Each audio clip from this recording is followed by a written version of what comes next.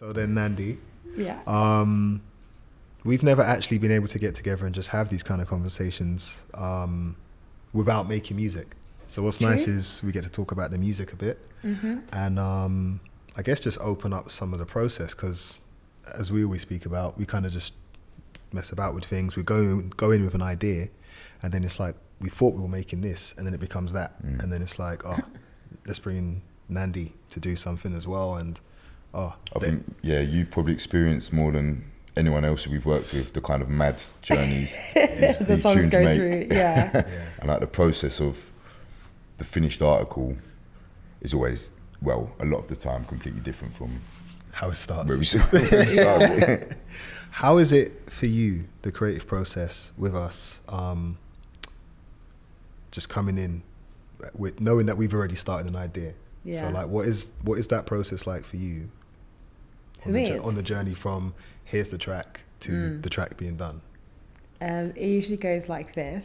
You guys will send me an instrumental, like, oh my gosh, this is the vibe that we're going for. And I'm like, oh my God, yeah, cool. And then you give me kind of like an impetus in terms of lyrics and where you want to go with it.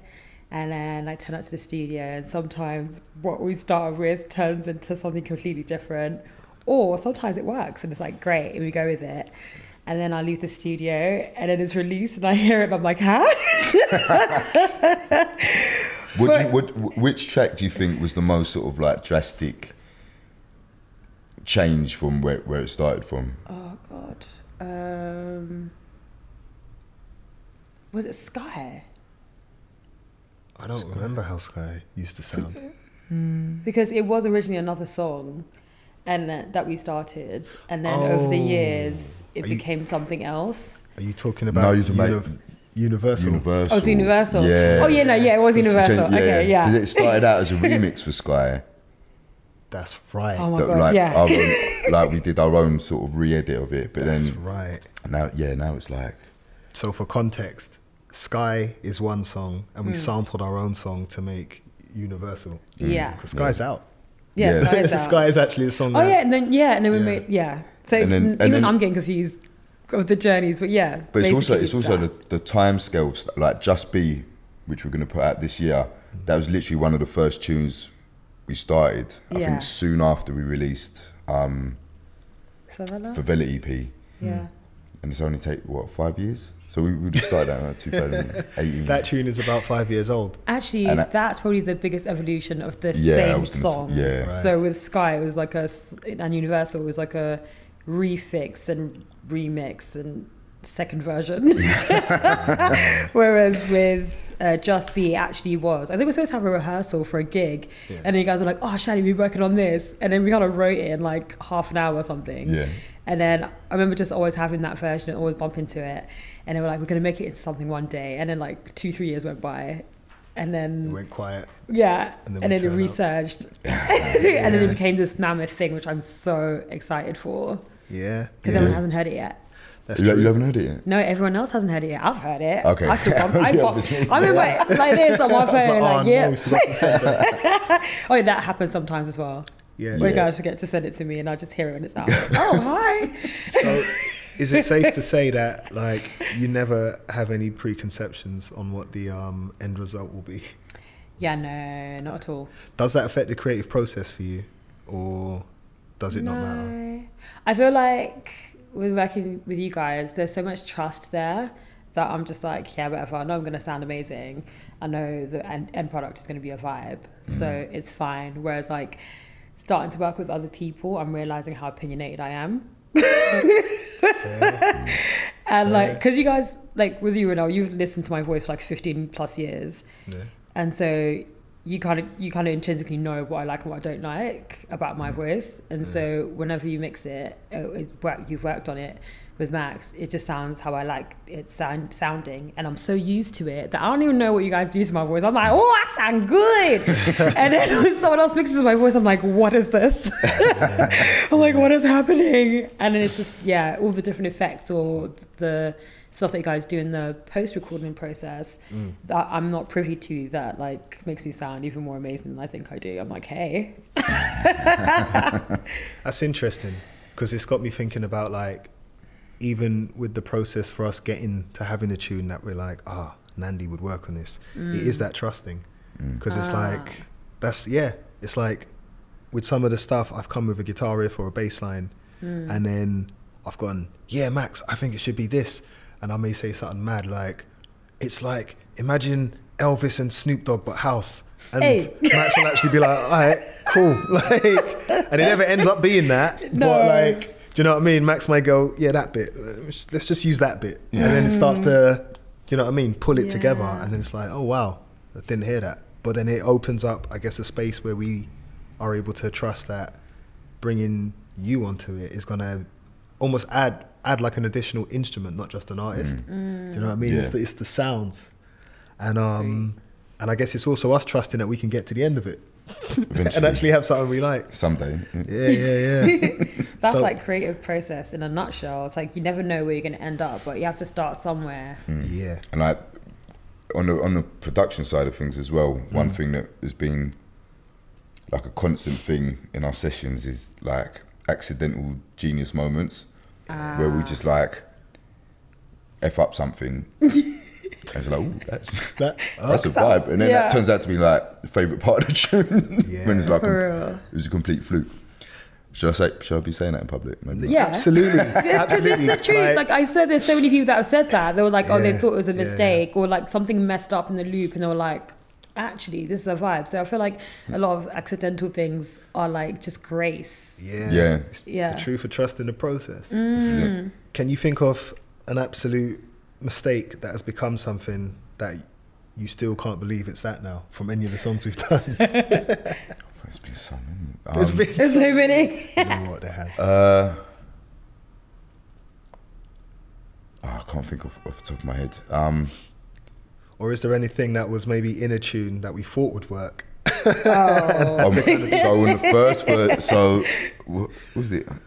In the first version of Mikasa, before you sang on it, like we've got Pretty Lean at mine, me and Renell. Is that that's still in the song? We guys are lighting up. Is that? Yeah, no, yeah, that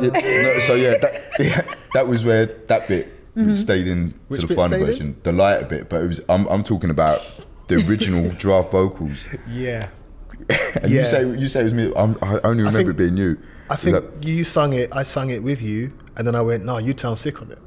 No, but you can. Yeah. So it's basically maybe take a minute, take your time, take a time off your mind. And then we were lean. We were like, "Oh, that's a vibe." And then we listened back to it the next day. We were like, "No, let's get Nandi down." But then even that tune, Mikasa obviously was originally for Vela, which is the lead track. Yeah. And then that was our first track together. That was the first track. But then where it's gone now, it's kind of, it started off 115 BPM, and it's such a strong chorus and hook, but it just wasn't. Something wasn't delivering. Yeah. So sped it up 10 BPM. Yeah. It was Piers' idea. It was like, it needs to be fast, and then just took the Mikasa bit and kind of just made it work. I think the tune's basically the same. It's just basically beefed up. Yeah, beefed up some guitar in it as well now. Yeah. Make it a bit more Spanish. Oh yeah. Yeah, and then even the little vid with the Frankie. Frankie on the wheels. Oh my god, yeah. Right? That was not again. That's a perfect example actually of something that we started with us singing that ended up being what it is with Frankie on quads. Like, I think, and also so that came out. So Mikasa came out 2021. Yeah. So the original got released 3 years beforehand, and it sort of. It took that much time for it to get to where. Even post production, there's still a process. Yeah, it's still a process. Do you find it's harder to kind of?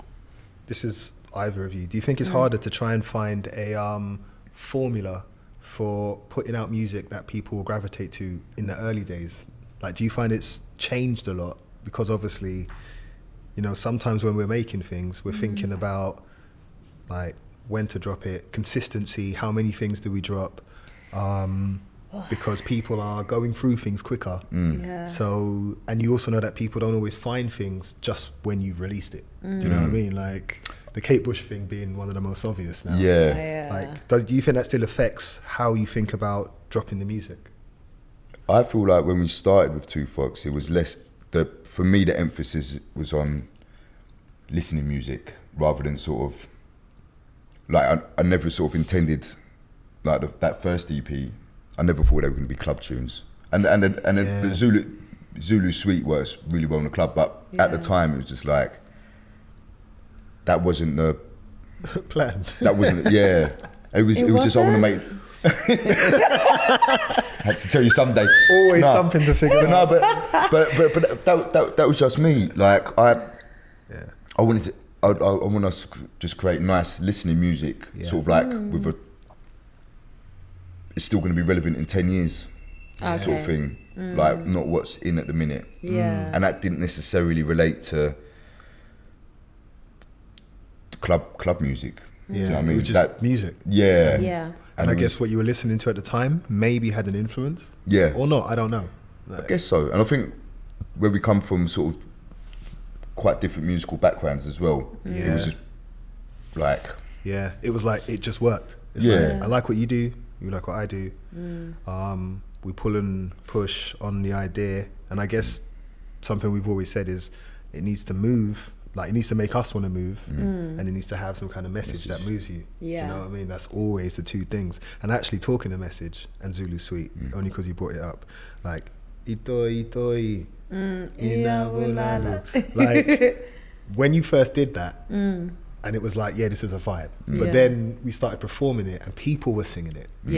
That was, I know for me, a moment where it's like, the message is sinking in. But for people who don't know what you're saying, what are you saying? What language are you saying it in? How does it work in context? And how it's used? All of that. Okay, so I was born in Zimbabwe, and the language that I speak is Ndebele. And Ndebele, the Ndebele tribe comes from the Zulu tribe. So there was migration that happened, which makes me Zimbabwean, but centuries ago would have been part of the Zulu tribe with Shaka Zulu, which is where my name comes from, because Shaka Zulu's mom was Nandi. And so Itoi Itoi Iabulala is basically a chant that was said when protesting apartheid and colonization in Zimbabwe.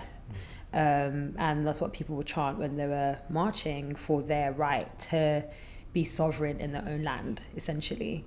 And so it has a very deep, deep history. And when we put it into Zulu Suite, it was that, for me, it was kind of like, people are gonna think this is crazy, but Cheryl Cole's, you gotta fight for this love. I did not see you going there with that. I was so in. And then you threw me straight out the ring. No, okay, that for me... you went from Shaka Zulu to Cheryl Cole. Listen! Right, cool. But that was produced by Will I Am, though, or something. Fair. Yeah. Fair. So, back in the game. But, like, I'm a pop head. That's the thing, like, my references are so everywhere. It'll go from pop to Miriam Makeba to, like, Floetry. Like, it will go wherever it's going, right? So I remember that song talking about fighting for your love, and in different countries in the world, LGBTQ plus people are fighting to just be themselves and to love who they love. And so we were talking about, can you feel me? Can you feel the fire?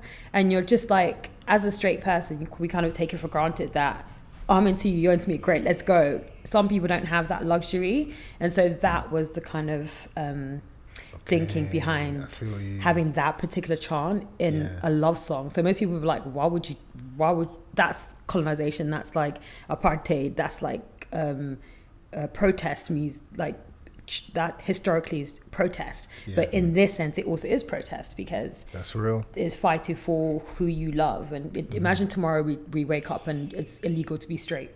What are you gonna do? So that's where it comes from. Dang. So yes, Cheryl Cole. That's fair. I get it. You really did. You really did weave that in. But the way you related it to it as well was like, can't comprehend sort of falling in love with someone and it being a matter of life and death, and sort of like legit the consequences of that. So the way you've, I didn't know that. No, but and also actually, Trevor Noah, his book Born a Crime. So for him, being mixed race or dual heritage was a crime in South Africa at that time. If you were white or you were black and you said you wanted to get together, that was a crime. So his mom had to let go of his hand in the street or pretend that she was his nanny so he wasn't taken away from her. Crazy. Like, it's that deep. He was a crime. Yeah. You see, this is what I love about the music that we're able to make as creatives and as friends, is that we can continue to discover things in our own music. Yeah. You know what I mean? Like, and the depth of it can go as deep as our own journeys are as individuals, but also connect with what we do as one.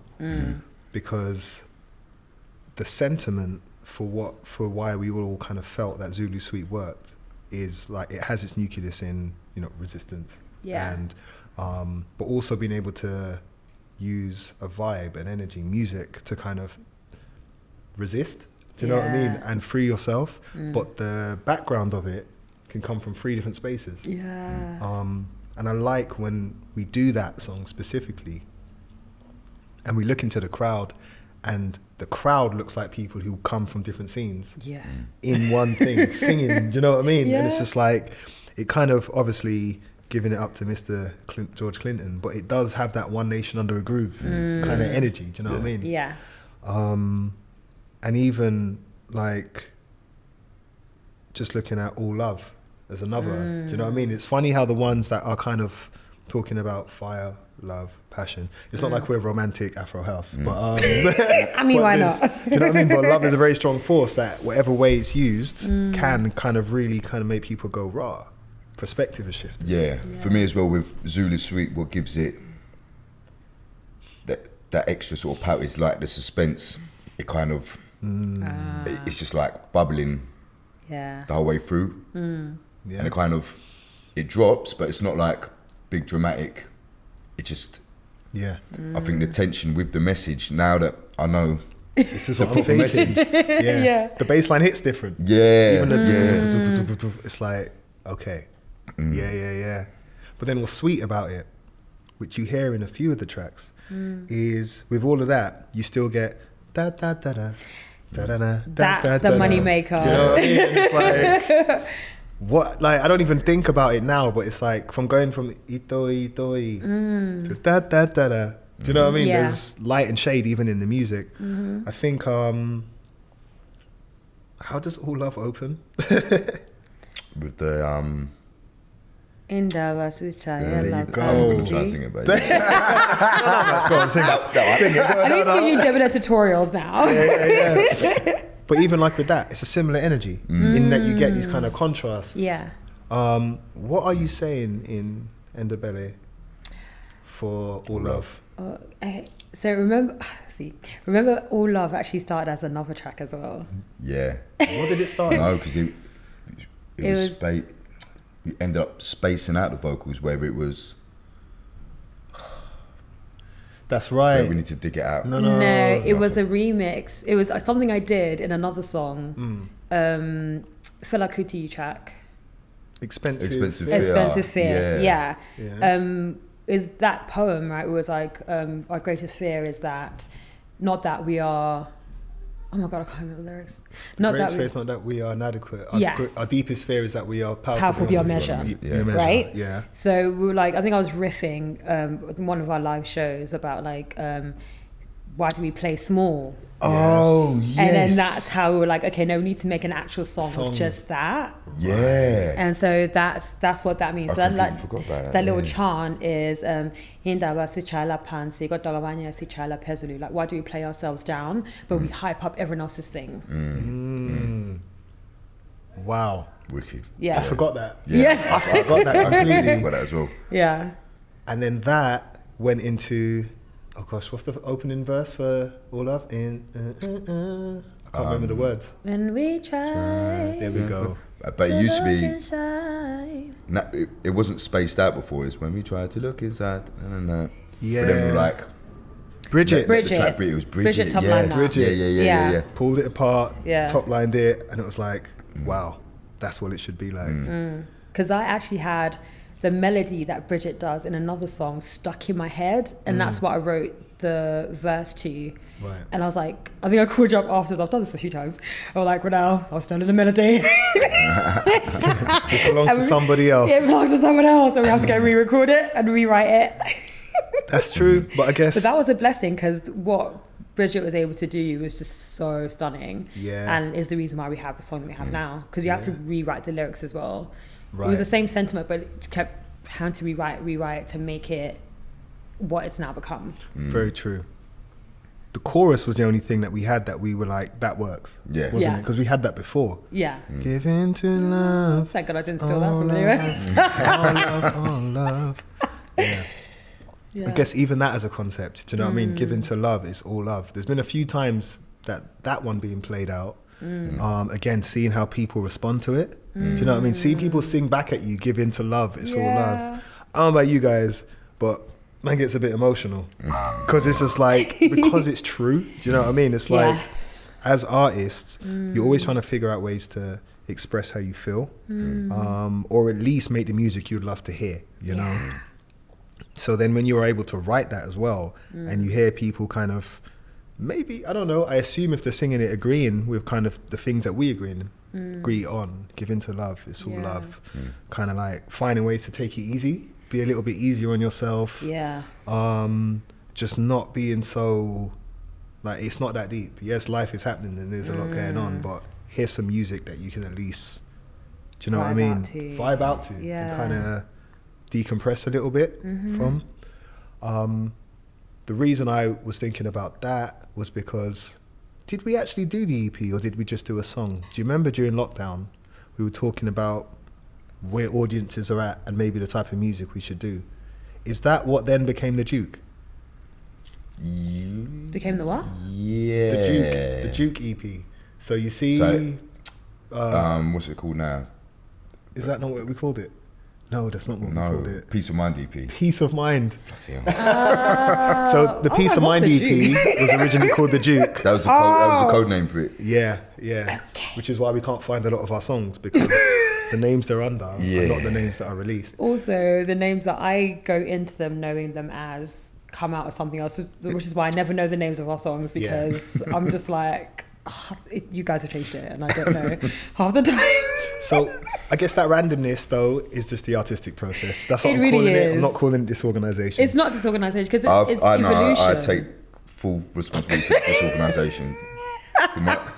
And it's not organized chaos either. It's just chaos. It's just chaos. Yeah, but we're comfortable. That's my thing. We are comfortable in the chaos because we don't help each other. We don't often like normal titles. Yeah. So we're trying to find it, and it's called like Tom's Yogurt One, literally, or just like something like.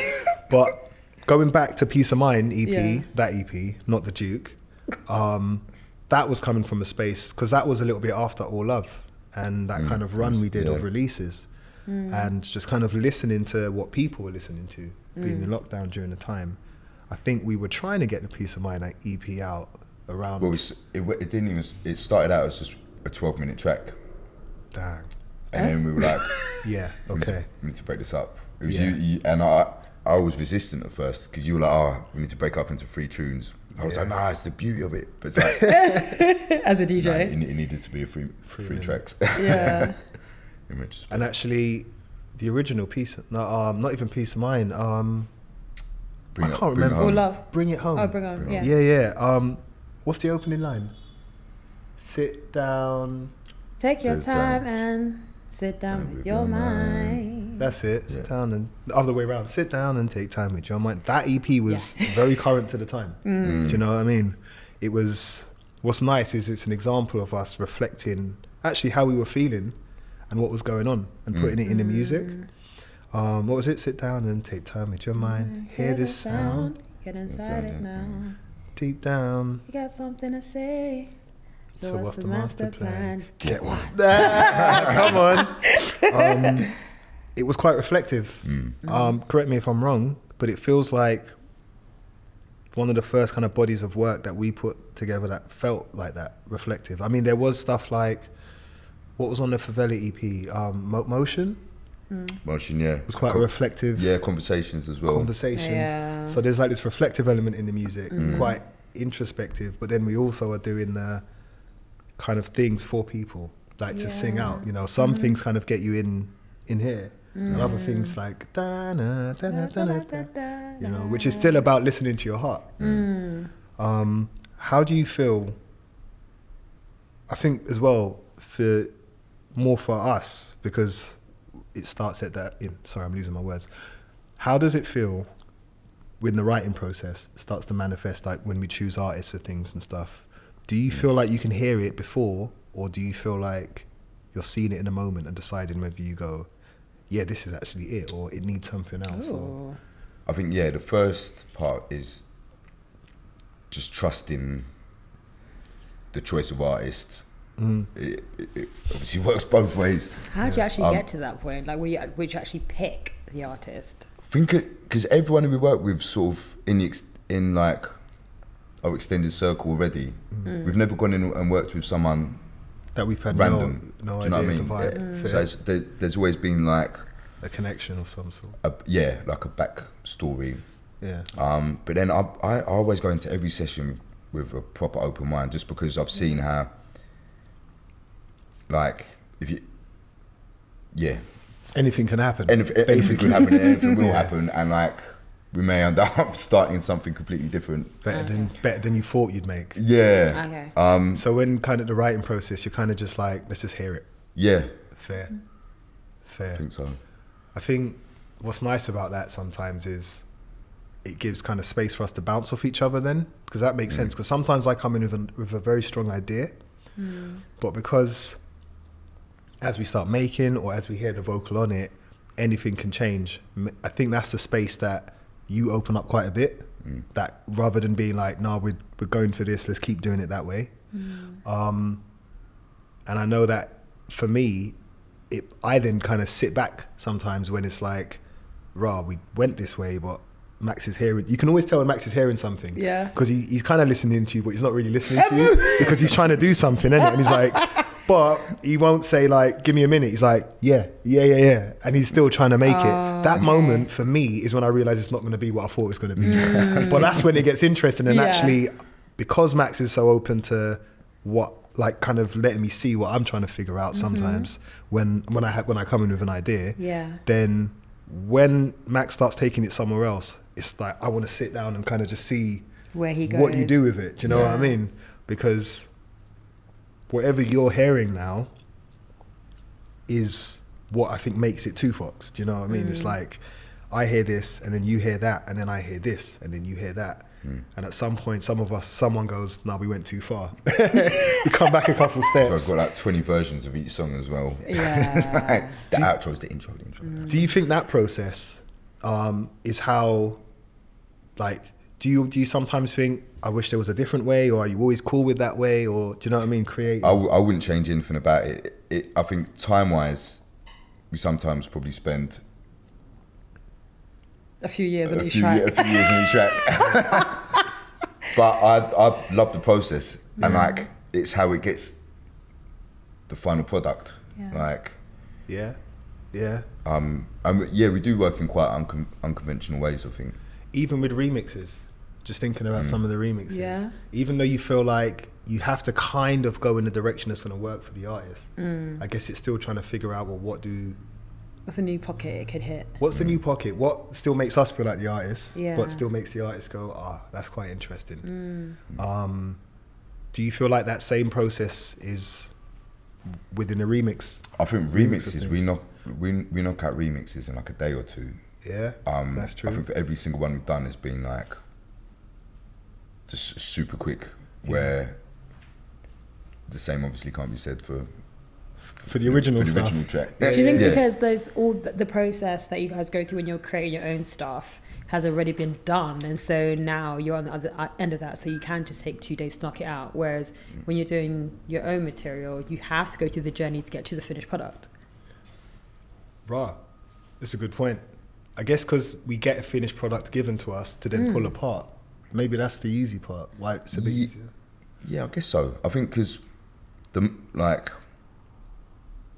vocals and everything's been done. Yeah. And we're gonna pinch a couple bits from the remix, but generally with remixes, we just use the vocal and just make a new song. Just make a new song. Yeah. But it's a lot easier because we've got that thing to work on already, and like we'll have the vocal, I'll just put a kick in, Renell do a bass line. Once we've got the bass line, then the rest of it kind of falls into place. Yeah. Yeah. What's the one we say? It's never it's oh. Your light bulb moment is like a slowly dimming. Yeah, it's like, oh, this I don't know how that happened, but yeah, but this kind of works. And then it's like, this is the best song I've ever made. That is like standard Matt's quote. I love it. It's like, Renell, I know I said it before, but this one, time. I think this is the best song. mate. I think it's nice to be able to feel like that about your own music, though. Do you know what I mean? Yeah, big time. And do you feel like with all the songs you make, you want them to feel like that? Or do you feel like sometimes, no, I just need to get this song out? In general. I've done in the past with different projects, but where I'm at now with Two Fox and just with everything, yeah, I don't make fillers. Yeah, I feel you. No time for fillers. but every tune's going to hit people differently. So a tune that's a really nice sort of like therapeutic one for me is going to be a filler for someone else because it came from a space when we made it where the expression that's gone into it has sort of hit deep or whatever. Not everyone's going to hear it that way. So that's just true. Like, I don't think anyone goes into making music to make a filler. Do you know what I mean? Yeah. But it just... when I was like, well... I mean, I ain't saying I do. I just know some people who do. But I'm going to leave that there. I mean, I think the question was like, what's our experience? And I guess now you're saying that in the past you may have done so, but now not so much. And I feel like it depends who you're working with and what their vision is. Like, working with you guys, when I'm working with you guys, I know for a fact, like, I know what the intention is when we're going into it. So the songs we make never are fillers because the process that goes into it is so... ingrained in our beings. Yeah, there's a vibe there already. Yeah, like we want to create a very specific vibe, and it's never a filler situation. Whereas there's sometimes I've sent you stuff, Renell, and you're like, but what did they say? And I'm like, they're happy. And like, Shani, you're gonna have to let it go. And I'm like, oh, but because I know, and I'm so used to working with you guys, I know the amount of time and work you put into things, and then we also have worked together for so long that we're kind of very aligned. So when I'm working with new people, sometimes it's hard because they have a completely different version, and I need to get to know them and get to know what their vision is and how they want to pull that away. So sometimes I'll be like, fine, it's just a filler, but for them, there's something that's very intentional, and that's why they've made that particular mix the way they've made it. And so like I'm having to like humble myself I feel that. And be like, exactly what you said, actually, something that for you isn't a filler, for someone else listening to it it's a filler, and vice versa. Someone else like had a very deep thought into something because it doesn't sound the way I want it to sound. I'm here like, it's just a throwaway. So I think it's just but like I don't know. No, I hear that. I think what's interesting, just to add to what you're saying, is going back to the trust thing, is there have been times where I've been like, yo, this tune is dope. Like what we've done with this Two Fox tune is great. And Max isn't agreeing. He's not saying no, but he's not saying yes. He's just kind of... It's not the great song you've made. He's nodding, but he's not said anything yet, and I've noticed it. And then you may leave it for a day or even not, and he'd be like, I don't know, there's something ain't... And I can feel myself because I'm like, give me some adjectives, man. Please explain this to me because I'm so happy. Sometimes. And then he's like, I don't, it's not right. But you know what? It's because I trust that when it is right and Max is like gassed, that's always worked as well. It's true. So there has been times where we've gone back in on tunes and we've just had to kind of just change bits. Yeah. Like the arpeggiator on, what's it? The tune we're working on. Kijo, yeah. And I loved it. We had this arpeggiator sound on a tune, and I was like, I swear by this is the tune. This part makes the tune. Max was just like, I don't know. No, you know what? In the studio, when we did it in the studio, I was gassing it. I was like, this is sick. And then I slept on it, I was like, oh, it just, yeah. But the one we've got in now, it's so much better. It's so much better. But I was adamant. I was like, no, this is it. I know. It's like I was literally trying to be my own Rick Rubin. I'm like, I've got this. This is the Zen moment. Oh God. But it's that trust that like, but Max is not agreeing. So deep down, I know we're gonna have to change it. But I'm gonna fight it for as long as I can. You always put yourself on fire. but if Max ain't backing down, then I'm like, okay, you gotta listen. There's a reason in it. I'm just not seeing it. And when we changed up the music, it sounds so much better. And I just had to be like, yep, you were right. You were absolutely right. But I love that because it is about what's best for the music. Do you know? It really is. And keeping that as a like, we don't even have to talk about it. Like I think the back and forth is good because it also is us trying to figure out how we want our music to sound next. Because we don't have a sound. No, no, and it's hard to even say it's Afro this or that. It's Afro influenced, and I think that's from the music we love, and you know the lineage of those musics going into other things like funk, disco, etc.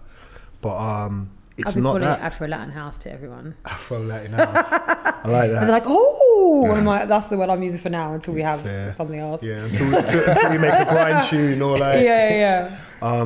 Yeah, but I like that. It's like it's kind of like the style of it is a mix of all of us, and it works.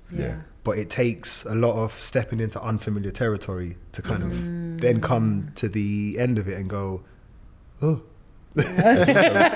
also like we'll be sort of mid production on a tune, and we're like, stop, I need to play this, like, and it would just it would just play like, and it might not, a lot of the time as well, it doesn't sound like anything we're making, but it's like there's a feeling in there, or there's something in there that like this tune is lacking, or we need more of, or and it's just like, the referencing side, which is never like obvious referencing, but it's taking certain just very elements discrete elements, which is feelings even, like, I guess that's it again. Do you know what I mean? Because you're right. Sometimes I'm playing a reference and I'm like, this must sound mad. In my head, it made sense. And then I'm like, nah, but then because you give it the time, do you know what I mean? And actually go, no, he's not nuts. Do you know what I mean? There's something here. And I think because of your eclectic taste as a DJ, do you know what I mean? Perspective is different. So then sometimes again, you find stuff and I was like, I wasn't even listening to that part.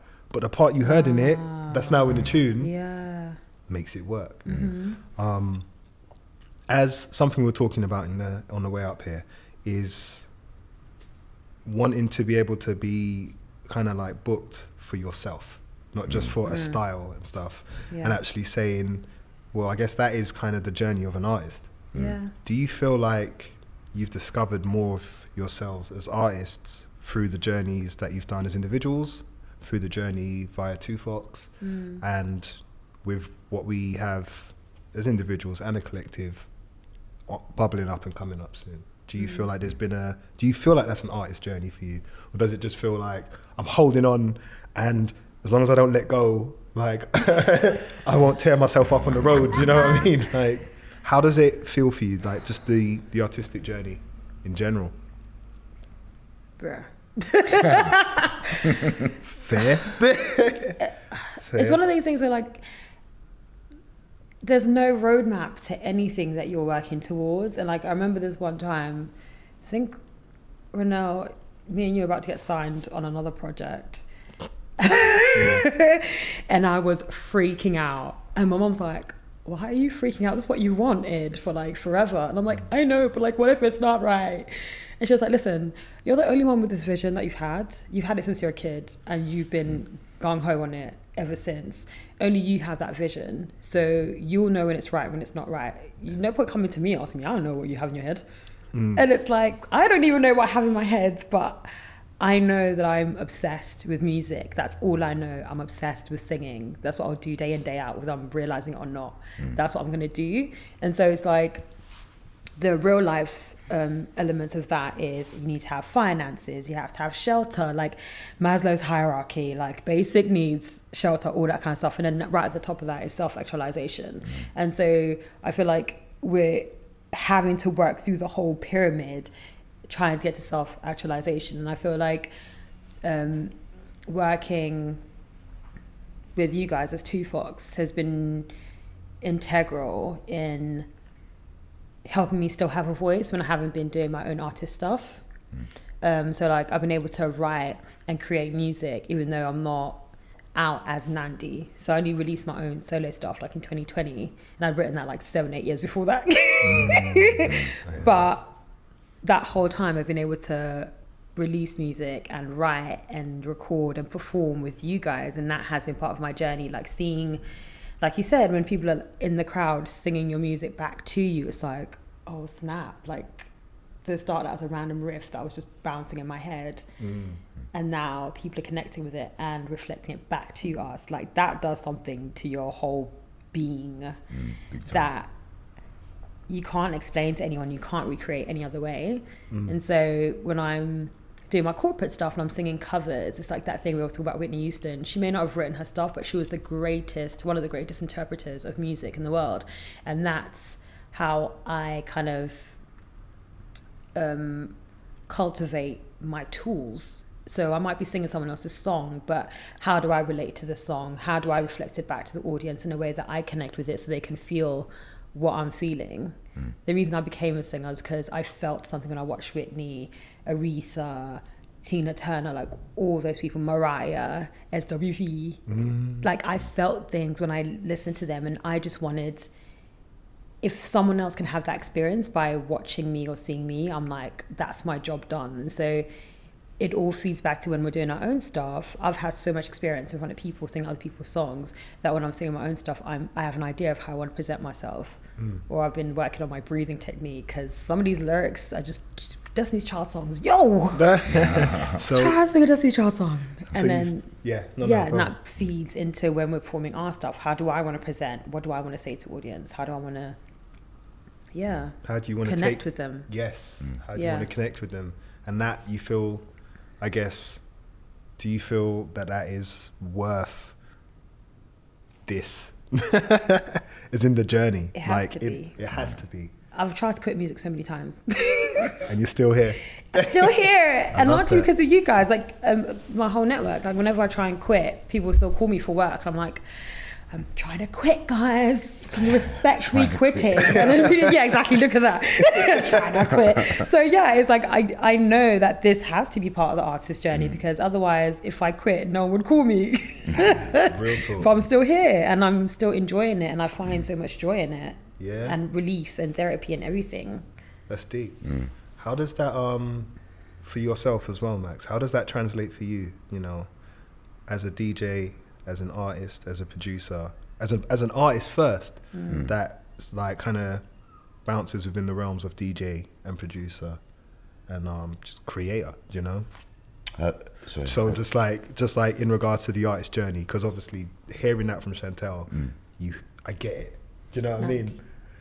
Nandi. Renell's using my government name, not my artist name, which is actually my middle name anyway. I've known you too long. Hearing that from Nandi, like, I get it. I really understand where you're coming from in regards to why it's hard to stop. Or I've been trying, and still here. So it's like, for yourself, Max. Do I call you Max? No, call me Chantel. He'll take my first name. So yeah, like for yourself, Max. MAX. Do you feel like how does that, like, you're still here, you're still doing it, and there's a way you want to do it, and everything that comes before that and during that, irrespective of that, you're still here. I mean, I've had my heart broken by the music industry more times than I've had my heart broken by women. Ooh. Right. I stand by that. Bars, bro. Okay. Thank you, that's me for that. That's coming to my title. But you have to have a lot of resilience and thick skin to sort of get through the bullshit. And sort of, the empty promises and these things that have happened over however the last however many years. But the love of it and the sort of, in my head, I'm like, it's going to happen one way or the other. It's going to happen. And I feel like with Two Fox, it's like a passion project more than anything. Like, I'm my biggest fan. I'll fight you too for it. Yeah. But like,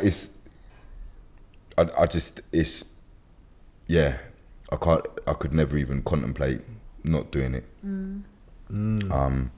I feel you. And just learning so much along the way. Like, do you know what I mean? Yeah. Working with both of you, I've learned so much, and the sort of the sounds that we've been creating. Like, we need the three components to it, of the three of us. It wouldn't, it wouldn't be what it is without all three of us. Yeah. And it makes it worth it. Yeah. I feel you. I think just to round it up there, knowing that we have more music coming and are consistently growing, how can we make it easier for ourselves? No. No, but in all honesty, just like with it all growing, I think just listening to some of the things that you're both saying is the idea of trust seems to be a common thread. Trusting that it will work. Trusting that this is, like, I wouldn't want to feel like I wouldn't want to do anything else. You know, even when I try, I keep trusting myself when I go back to it. And also just trusting the process.